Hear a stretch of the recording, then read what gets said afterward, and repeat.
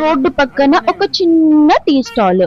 రోజుకి 300 రూపాయలు మాత్రమే సంపాదిస్తూ ఉంటాడు. కానీ ఇప్పుడు తను నెలకి 3 లక్షల వరకు సంపాదిస్తూ ఉన్నాడు.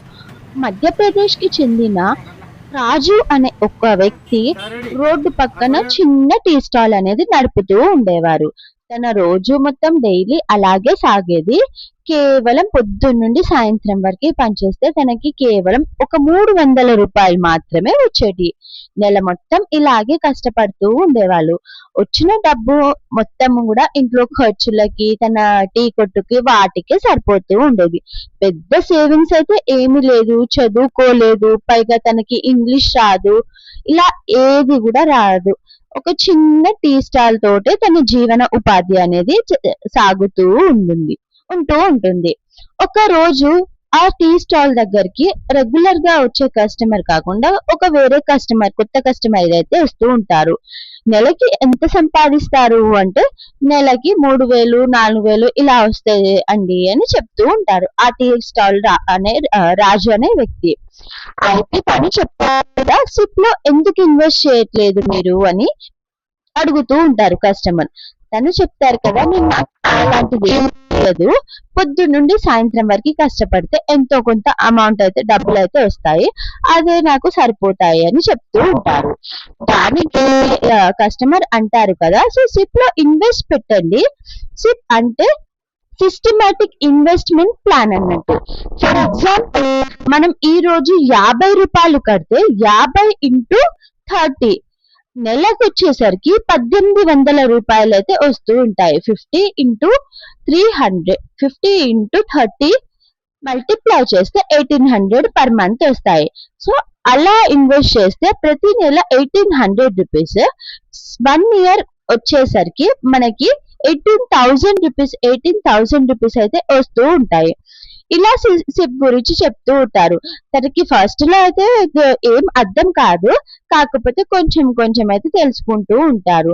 తనకి ఫస్ట్ ఒక 50 రూపాయలు ఇన్వెస్ట్ చేస్తారు. అలా అలా అలా కొంచెం కొంచెం గడిచేసరికి తనకి ఏమవుతుందంటే సిప్ గురించి అర్థమవుతూ ఉంటుంది.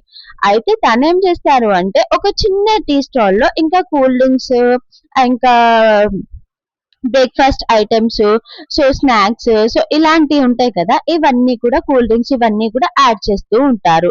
యాడ్ చేస్తూ ఉంటే ఇన్కమ్ కూడా పెరుగుతూ ఉంటుంది కదా. ఇన్కమ్ అలా పెరిగేసరికి తను ఏం చేస్తారంటే వచ్చే డబ్బులు కొంచెం సేవింగ్స్ కి అంటే సిప్ లో సేవ్ చేస్తారు. అది కొంత కాలం గడిచేసరికి, అలా 5 years గడిచేసరికి ఏంటిదంటే డబుల్ ఆఫ్ ఇన్కమ్ అనేది వస్తూ ఉంటుంది. ఇలా కొంచెం కొంచెం తన బిజినెస్ అనేది ఒక చిన్న రోడ్ సైడ్ టీ స్టాల్ నుండి ఒక పెద్ద గా మార్చేస్తూ ఉంటారు. అలా డైలీ ఇన్కమ్ అయితే ఇంకా పెరుగుతూ ఉంటుంది. అలాగే సిప్ లో ఇన్వెస్ట్ చేస్తారు. సో కాలం ఇలానే గడిచిపోతూ ఉంటుంది. వీటిని 5 years తిరిగేసాను. 300 ఒక రోజుకి సంపాదించే వ్యక్తి నెలకి 3 లక్షల వరకు, అన్ని ఖర్చులు పని నెలకి 3 లక్షల వరకు సంపాదిస్తూ ఉంటారు. అందులో మనం తెలుసుకోవాల్సింది ఏంటిది అంటే, మనకి డిగ్రీ చదివామా, మనకి ఫ్యామిలీ రిచ్ బ్యాక్గ్రౌండా, అవన్నీ తను ఏం తెలుసుకోలేదు. జస్ట్ తను కష్టపడ్డారు, కష్టపడేసి అంటే సేవ్, ఒక సేయింగ్ ఉంది కదా, save today it will save tomorrow అని. సో అది ఇక్కడైతే తను ఫాలో అవుతూ ఉన్నారు. ఈ రోజు మనం ఏదైతే సంపాదించి పెడతామో అది మనకి ఫ్యూచర్ లో అనేది మనీ అనేది సేవ్ అయి మన ఖర్చులకి పనికొస్తూ ఉంటాయి. ఇవంతా తెలిసిన తర్వాత ఏంటిది అంటే, చాలా మంది మనలో అయితే జీతం వచ్చిన వెంటనే ఖర్చు పెట్టేస్తూ ఉంటాము. మనకి ఏం కావాలి, ఏం ఏం వద్దు, అన్నెసెసరీగా కొంతమంది ఏంటిది అన్నెసెసరీ మనలో అంటే మనీ ఫైనాన్షియల్ ప్లానింగ్ అనేది ఉండదు. మనకి ఎంత వస్తుందో తెలుసు, కానీ మనం ఎంత ఖర్చు పెడుతున్నాము, ఎక్కడ ఇన్వెస్ట్ చేస్తున్నాము, ఎక్కడ ఎంత సేవ్ చేస్తున్నామో, సో ఇలాంటివి ఏమి మనకి తెలియదు.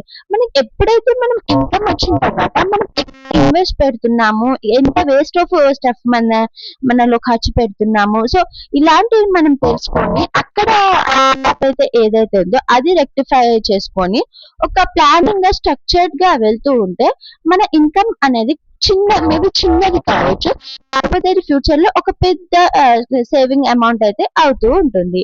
సో ఇలాంటి చాలా చాలా అయితే స్టోరీస్ అయితే నా ఛానల్ ని సబ్స్క్రైబ్ చేసుకోండి. సో నెక్స్ట్ ఎలాంటి టాపిక్స్ కావాలో కూడా కామెంట్స్ చేస్తూ ఉండండి.